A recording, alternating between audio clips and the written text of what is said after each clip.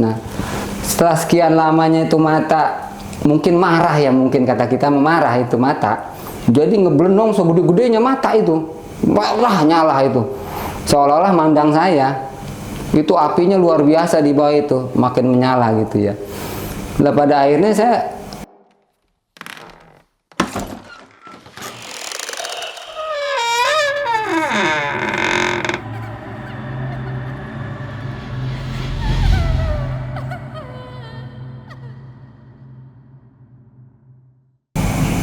Bismillahirrahmanirrahim. Assalamualaikum warahmatullahi wabarakatuh. Waalaikumsalam warahmatullahi Selamat datang di Balik Gelap.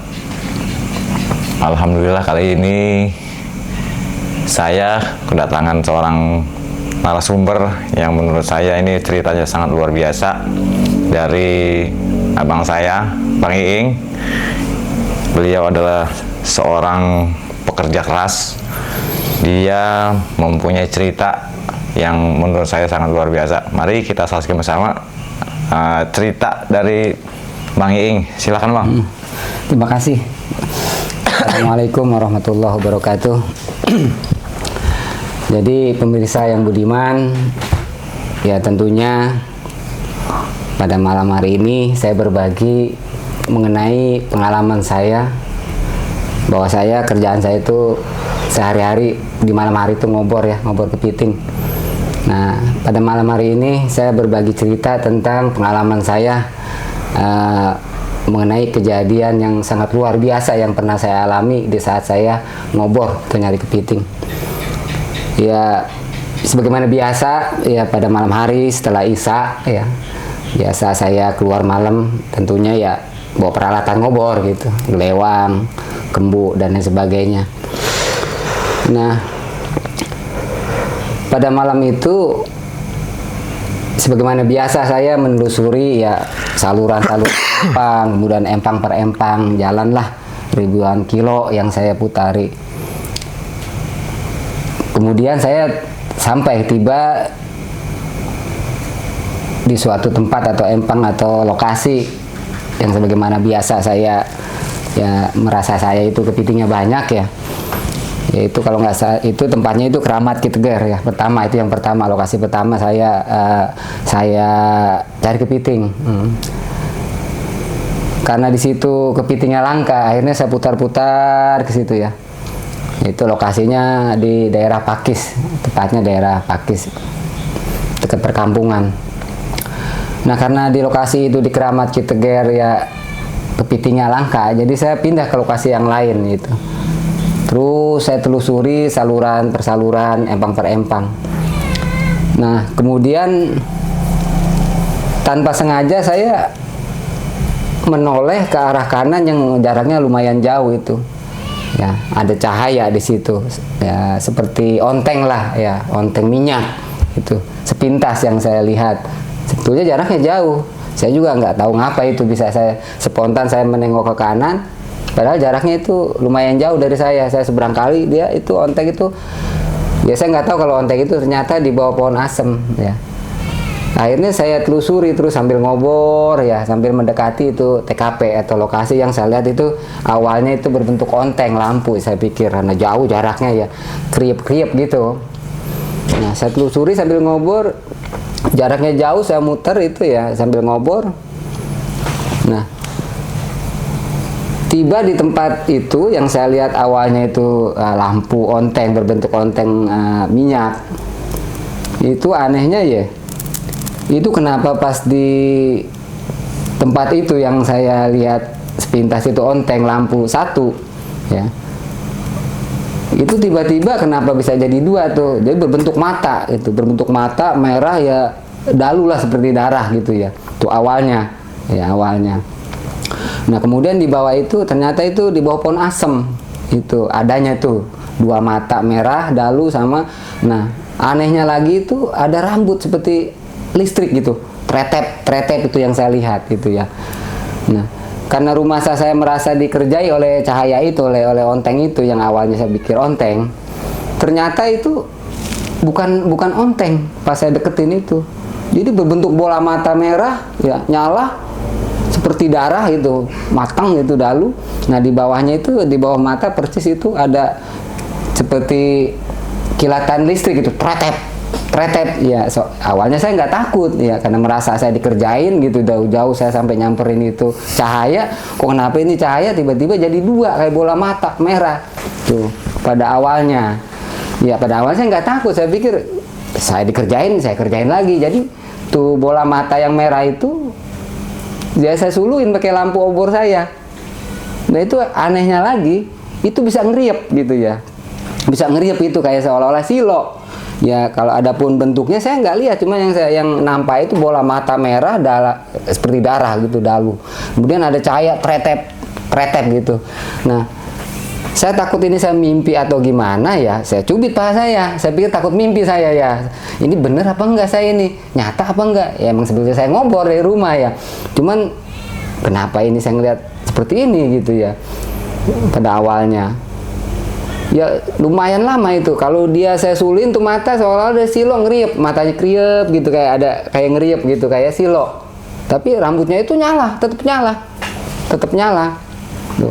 Nanti kalau saya matiin dia ngeblenong gitu, ngeblenong merah ya itu. Nanti kalau saya suluin lagi dia ngeriep lagi begitu ya. Pada awalnya saya nggak takut, malah saya ketawa awalnya. Kenapa? Saya merasa dikerjain tuh mata itu ya, tuh mata itu. Saya pikir awalnya saya nggak takut ya. Kurang lebih lama juga itu, kurang lebih hampir ya sekitar 20-30 menit itu saya kerjain, karena rumah saya dikerjain sama itu mata itu ya. Padahal mah ya sebetulnya saya ya takut, karena memang ya saya nggak menyadari, seolah-olah mimpi. Nah setelah sekian lamanya itu mata mungkin marah ya, mungkin kata kita marah itu mata, jadi ngeblenong segede-gedenya mata itu, wah nyala itu, seolah-olah mandang saya. Itu apinya luar biasa di bawah itu, makin menyala gitu ya. Nah pada akhirnya saya terbesit di hati saya, jangan-jangan ini makhluk gaib gitu. Baru tersadar saya, sekian lama waktu itu baru tersadar ya.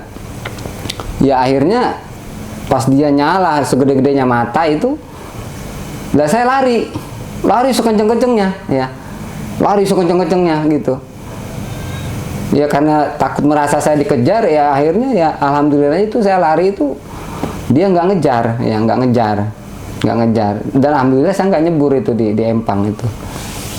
Nah kemudian di saat saya lari sekenceng-kencengnya itu, tiba-tiba ya saya nggak tahu itu ada ibu-ibu lagi di pintu air ya, lagi masukin air, nyerogin udang tuh. Nah kemudian dia teriak tong. Nah begitu, karena dia ngeliat saya lari kenceng banget, kelihatan di empang kan terang bulan. Nah akhirnya saya berhenti, ngos-ngosan lah, ternganga gitu. Nah kemudian dia bertanya, ngapa lu tong, kata dia gitu. Itu mak ada api mak di bawah pohon asem gitu, matanya dua kata dia gitu. Nah mana ada api tong itu mak? Iya itu gudar-gudar ya. Nah saya bertanya, itu udah berapa lama itu api mak? Kata dia udah seminggu. Itu kata dia pengakuannya itu orang loret tong, itu kober. Lah saya kata masa orang loret seminggu bakarin kagak mati-mati. Lah iya tong ya. Jadi di saat saya ngobrol sama si Ma itu apinya berubah, mata itu jadi api, jadi kayak gitu ya. Itu anehnya begitu. Nah setelah itu ya akhirnya saya ngobrol-ngobrol, dipanggil anaknya, dipanggil suruh lihat. Cuman anehnya pas anaknya ngeliat itu api itu mati. Di saat balik lagi anaknya, nah itu api itu hidup lagi, begitu seterusnya ya, sampai akhirnya tuh api ya mati. Nah kemudian si Ma berkata, saya bertanya sama si Ma, itu sebetulnya apa itu mak? Iya kata si Ma itu reriwa ya. Saya juga nggak tahu reriwa itu apa ya. Pengakuan si Ma kalau itu reriwa tong besok lu sakit. Lah jangan mak, saya kata ya, kalau saya sakit saya nggak ngobrol lagi mak, saya nggak cari nafkah mak, saya kata gitu ya. Akhirnya ya udah saya pulang. Nah, pulang karena udah sawan, saya udah sawan. Nah di perjalanan saya ketemu ya kawan seperjuangan, bapak-bapak tuh ya, bapak-bapak namanya Ki Aman lah, di jembatan Muara tuh Pakis ya. Karena saya ternganga gitu soal habis lari, dia bertanya, kenapa lo ingin? Itu mbak, saya habis ngeliat mata dua merah nyala kayak darah gitu, dalu ada kayak nyala. Apa kata si Ki Aman itu? Kata dia, mahal itu ing, semeliun. Apa dia kata? Aji karang itu katanya. Nggak tahu udah Mbak, saya kagak ngerti aji karang apa. Mahal itu semeliun, kenapa lu nggak ambil? Ya boro-boro diambil Mbak, dapat kagak ntar saya dicekek. Abah berani kagak, gue juga sama. Nah begitu. Nah akhirnya begitu ceritanya tuh. Ya. Kemudian ya saya konsultasi lagi tuh. Kebetulan saya ada kenalan di Empang, orang paham lah masalah hal gitu. Saya bertanya, saya langsung malam itu juga saya bertanya sama seseorang yang saya kenal itu, yang paham mengerti hal gitu ya. Jadi juga bagusnya Ujang pergi katanya, itu riba sama pengakuan si Mas itu sama si Emak yang saya dikasih tahu. Jadi ya udah saya nggak banyak bertanya, ya, akhirnya saya balik ya. Nah balik, ya dulu saya juga balik nggak bisa tidur itu, mikirin gelisah saya karena apa? Takut ngikutin, karena dia udah saya kerjain gitu ya. Itu luar biasa ya. Jadi pengalaman saya yang selama saya ngobor ya masih banyak yang lainnya sebetulnya mah, cuman yang ini yang luar biasa, yang paling dahsyat, saya langsung dikasih ngelihat. Kalau yang cuman ada rasa gitu, apa yang lampu saya dimatiin tiba-tiba waktu ngobor itu ya karena saya nggak dikasih ngelihat itu mah. Kalau ini emang luar biasa ya, karena saya nyaksin langsung ya, seolah-olah saya ada setrum gitu, bisa ketarik saya sama magnet, sama tuh mata dua itu pada awalnya. Memang di situ lokasi itu memang celengan kepiting ya, yang yang teman-teman saya seperjuangan itu nggak ada yang berani sebetulnya. Ya, emang saya mau bandel ya habis ya namanya usaha ya, kita punya kewajiban. Karena pemikiran saya kalau tempat yang nggak disasabin anak-anak itu, teman-teman itu pasti kepitingnya banyak, memang banyak di situ. Kebetulan pada malam itu saya dapat kepiting kagak ya, dikasih ngeliat dua mata itu yang luar biasa. Saya Masya Allah luar biasa itu pengalaman saya, dan ini ya saya jamin saya tidak merekayasa cerita ini ya, karena memang ini kisah nyata yang saya alamin, yang langsung saya lihat sendiri, saya alamin sendiri, bukan katanya. Dan saya juga survei gitu, nanya sama teman-teman seperjuangan saya, dan mereka juga sebetulnya di situ, lokasi itu di bawah pohon asem, tepatnya itu di daerah Pakis ya di dekat SD itu, kebetulan bersebelahan dengan makam, yang makam umum itu, tempat pohon asem di tengah-tengah yang satu itu. Nah di pohon asem itu, dan saya juga bertanya, cari informasi, ternyata memang benar di situ ada, memang nggak bisa katanya makhluk itu ya.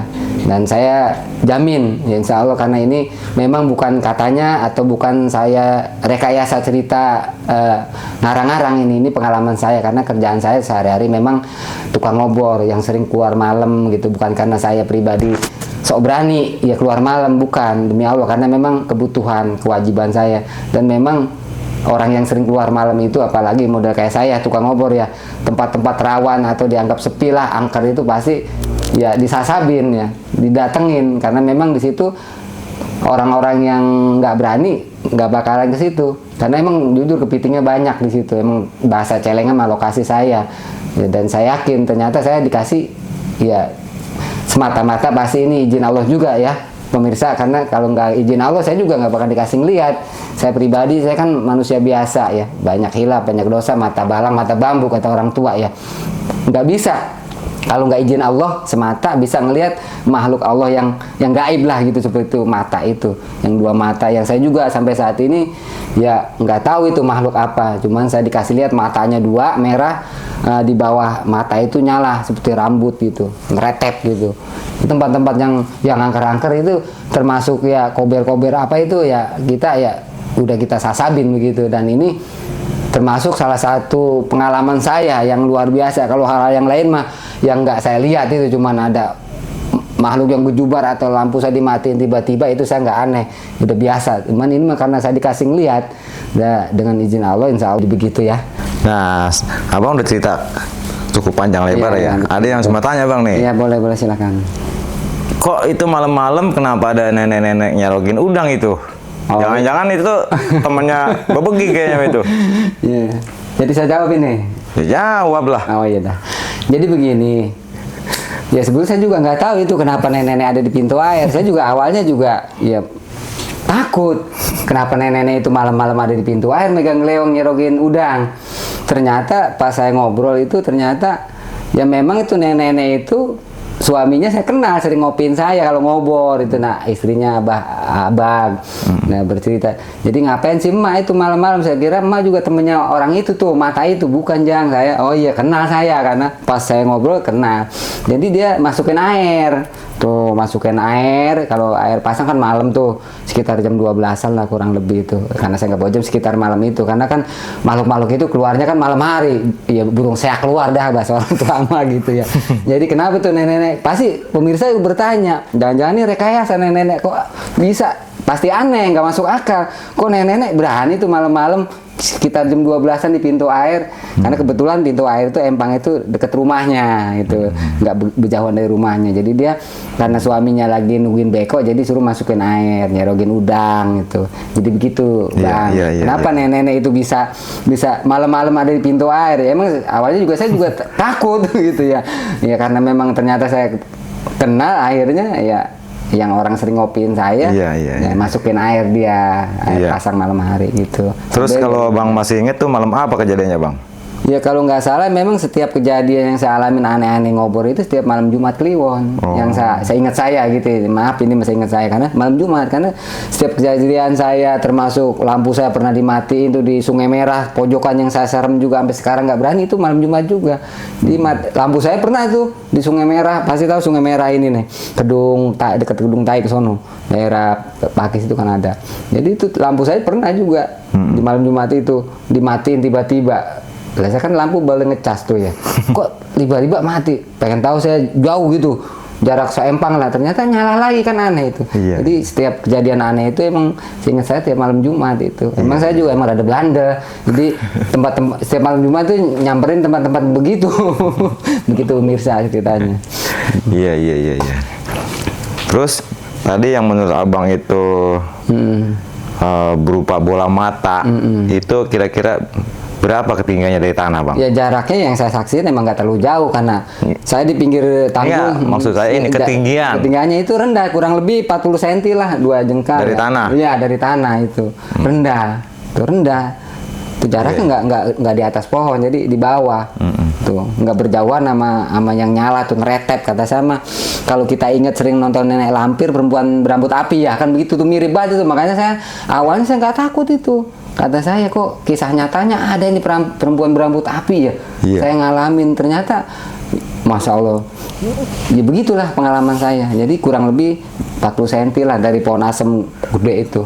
Tuh, nggak jauh dari tanah jaraknya, dekat gitu. Ya, Abang ada lagi yang saya mau tanya. Ya, silakan.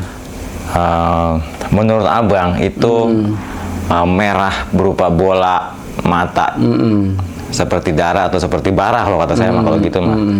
Menurut Abang itu makhluk apa, Bang? Nah, kalau saya pribadi nggak bisa nebak, cuman hasil ya saya konsultasi lah, nanya di malam itu juga beberapa orang saya temuin. Yang pertama tadi saya cerita Ki Aman ya, di Jembatan Muara itu, menurut yang pertama sumber itu Aji Karang, kata dia semeliun. Saya kagak ngerti dah, pokoknya kata dia semeliun ya. Nah itu satu narasumber yang saya dapat. Nah kemudian saya nyari sumber lagi karena penasaran gitu, takut saya sakit, kata si Ma itu, nanti Ujang sakit kalau nemuin gituan, riwa. Saya bertanya orang Empang, kenalan saya, yang orang paham juga hal gitu ya. Ternyata dia bilang riwa, jadi bentuknya kayak apa nggak dijelasin saya juga, cuman yang saya jelaskan bola mata merah kayak darah, dalu, kemudian ada rambut nyala. Dia juga nggak ngejelasin tuh makhluk apa, bahasanya yang cuma kasih tahu dari riwa. Sumber yang kedua itu dari Aji Karang dan dari riwa, itu aja yang saya dapat. Kalau pendapat saya juga nggak paham itu makhluk apa, begitu. Iya. Nah terus ini mah ya mitosnya kan begini mitosnya. Kalau orang lagi usaha terus boleh dibilang itu dimediin lah ya. Dimediin biasanya katanya mujur biasanya. Gimana tuh, Bang, pendapatan ngobor malam itu tuh? Memang benar, berdasarkan pengalaman teman-teman ya seperjuangan saya, pengobor gitu ya. Iya. Menurut cerita mereka, dan saya juga pernah ngalamin sebetulnya, tapi itu cerita yang lain itu mah. Karena ini luar biasa pengalaman yang paling dahsyat yang saya alamin ya. Kalau di Medina apa juga emang saya pernah dapat banyak gitu. Tapi karena ini kejadian pengalaman pribadi ini saya langsung melihat nyata ya, nyata tanpa saya berbohong rekayasa. Karena ini ya tentunya mungkin pemirsa yang kenal saya tahulah kerjaan saya ngobor kepiting itu.